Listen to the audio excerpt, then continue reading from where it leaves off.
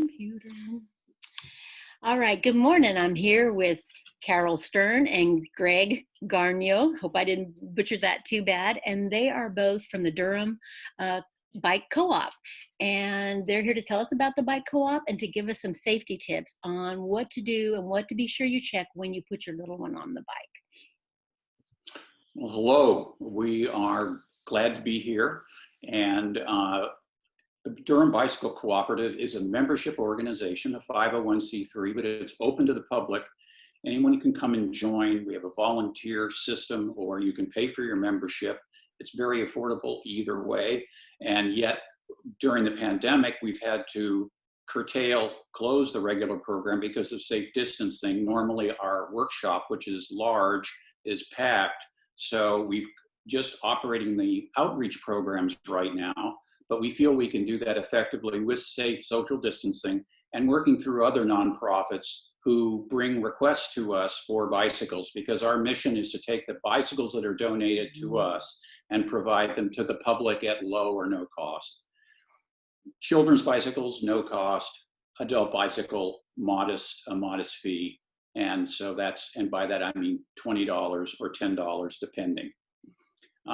We're here to talk about bicycle safety because we are putting people on bicycles, and we hope you all enjoy the ride and ride safely.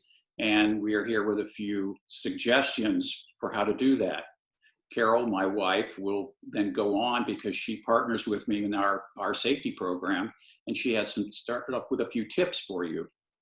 We're very fortunate at the co-op because we receive donations from Safe Kids Durham, provides us with helmets, as does the North Carolina Department of Transportation. The most important thing about a helmet is to wear it. This is the #1 safety requirement for children and adults. About 80% of accidents to your head happen because people are not wearing a helmet. So first and foremost, wear a helmet. If you need a helmet, you can get in touch with Carmen, and who will get in touch with us about providing helmets for you or for your children. Secondly, in addition to wearing a helmet, it's important to wear shoes, because that will protect your feet if you have any problems, you fall. You want to be wearing protective shoes so that you can stop yourself or help yourself if an accident does occur.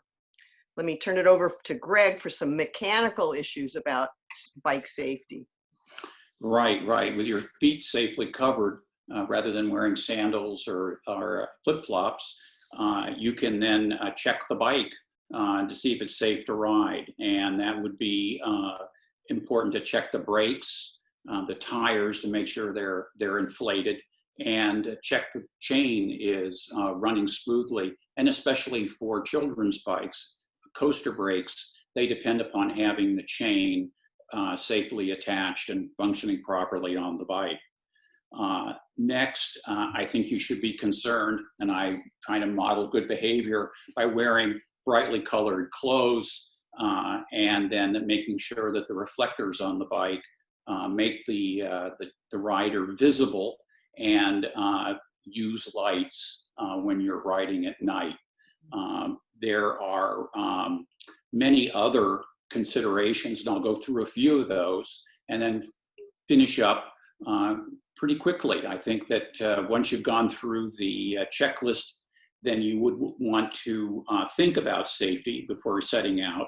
And most of us, and when thinking about it, are concerned about the very dramatic and dangerous collisions with motorized vehicles. However, really, in your day-to-day riding, you'll find that as you observe others, falls and collisions with fixed objects are much more common than collisions with motorized vehicles.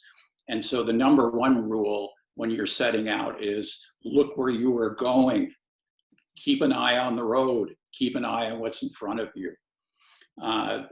There are other things that are very particular about child safety. And one of them is for parents to realize that riding on a roadway that is used by motorized traffic requires the bicycle rider to multitask. That is, to go through all of the mental and physical checks to safely anticipate what a motorist is thinking and what a motorist is going to do next. And for children below a certain age, let's pick the age of 9, they're not really able to do that. So they should be riding in areas where, when they're by themselves and not accompanied by a parent, where there is little or no motorized traffic. Finally, when they are riding and riding in an area where there is motorized traffic, the statistics show us that most collisions occur with the child entering the roadway unexpectedly, coming out of a driveway, coming off of a sidewalk, going into an intersection, doing something that the motorist can't anticipate. And so the first thing to do is to always teach that old rule that we learned when we were children. When you come to a situation where you're in a new situation, for us it was railroad trains, but for our motorized traffic, what you want to do is stop, look, and listen. And that's the thing the child should be taught to do before entering any kind of roadway. Always stop, look, and listen. A lot of those are tips I hadn't even thought of, about the crashing into crashing into other objects as opposed to motor vehicles.